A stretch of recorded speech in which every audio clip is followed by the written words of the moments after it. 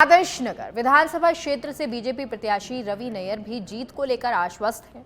हालांकि जीत का गुणा भाग क्या होगा, नतीजे क्या रहेंगे, ये अलग बात है। रवि नैयर का दावा है कि सभी बहन भाइयों का उत्साह देखकर स्पष्ट है कि चुनाव परिणाम शानदार आएगा। राजस्थान के सियासी रण में मतदाताओं ने प्रत्याशियों का भाग ईवीएम में कैद कर दिया है। अब चूंकि 3 दिसंबर को नतीजे आएंगे, उससे पहले तमाम प्रत्याशी गुणा भाग लगा रहे हैं, अपने कार्यकर्ताओं से मिल रहे हैं।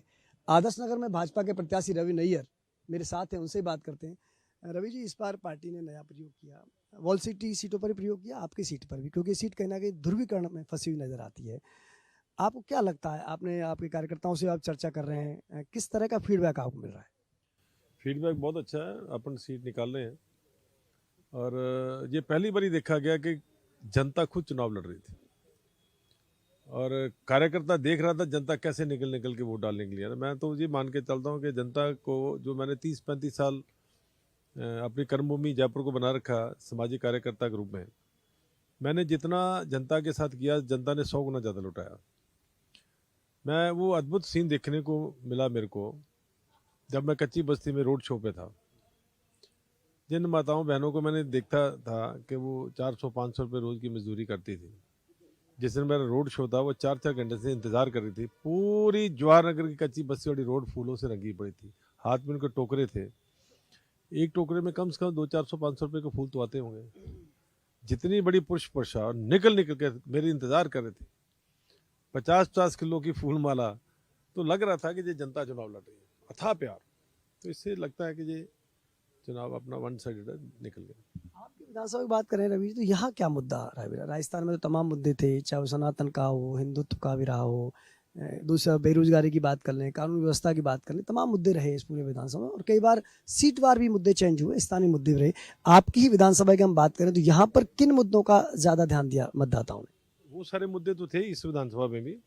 बाकी 3 मुद्दे ये थे। एक तो पिछले 60 वर्ष से कच्ची बस्ती जवाहर नगर का कोई विकास नहीं हुआ। 3-3, 3.5 फुट, 2.5 फुट की गलियां, कभी उन्होंने सूरज की रोशनी दी। एक पीढ़ी गई, दूसरी पीढ़ी गई, तीसरी पीढ़ी है वहाँ पर रह रही, उसी अंधेरी कोठरियों में, टिन के शेडों में। वो मैंने कहा कि इसका निर्माण कराएंगे। डबल इंजन की सरकार बनेगी, राजस्थान में भी होगी, सेंटर में मोदी जी है। मोदी जी जैसा देवता प्राइम मिनिस्टर इस देश को मिला हुआ है, जिन्होंने लाखों मकान गरीबों के झोंपड़ियों से मकान बनाए, उनको कहेंगे बनाएंगे। एक आगरा रोड में मध्यवर्गीय परिवार और गरीब परिवारों ने ज़मीन के टुकड़े लेके मकान बनाए, उनके पास पट्टे नहीं है। और इस तरीके से गोविंद मार्ग, जैसे आज भी पेपर में आपने देखा होगा कि जाम की स्थिति रहती है। ये 3 मुद्दे थे। पब्लिक को बड़ा हार्ट पे उनको अटैक किया कि यार ये बात बिल्कुल ठीक है। तो वो मुद्दे तो लोगों के थे। ये विकास के मुद्दों को लेकर ये बात थी, जो 3 मुद्दे मैंने रखे, तो लोगों को ने इसको अपील किया कि ये मुद्दे ठीक हैं। और ये विधायक बनने के बाद, सरकार बनने के बाद, वन साइड जब तक ये काम नहीं होगा, दूसरे काम को, तीनों को प्रायोरिटी पे लेंगे और करवाएंगे। जो कि 25 के बाद 3 का एक लंबा गैप आ गया है, तो इन दोनों में आप अभी इस समय किस तरह की दिनचर्या आपकी बीतने को मिल रही है? क्योंकि इंतजार तो 3 दिसंबर का ही है। बहुत बढ़िया दिनचर्या, समय का पता नहीं चलता, दिन कब चढ़ता रात कब पड़ती है।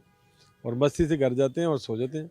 मेरा तो वही रूटीन का काम है, सवेरे से लेकर रात के 11 बजे तक, 11:30 बजे तक फील्ड में रहना, काम करना, तो कोई फर्क नहीं पड़ता।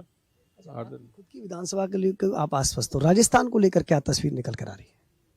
राजस्थान में मैं मान के चलता हूँ कि 135-40 सीटें आएंगी और बढ़िया सरकार बनेगी और अब लंबी सरकार चलेगी।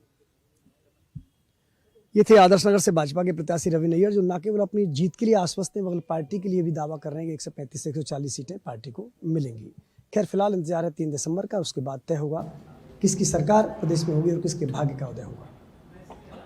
वीडियो जर्नलिस्ट त्यागी के साथ लाल सिंह फौजदार, सच बेधड़क, जयपुर।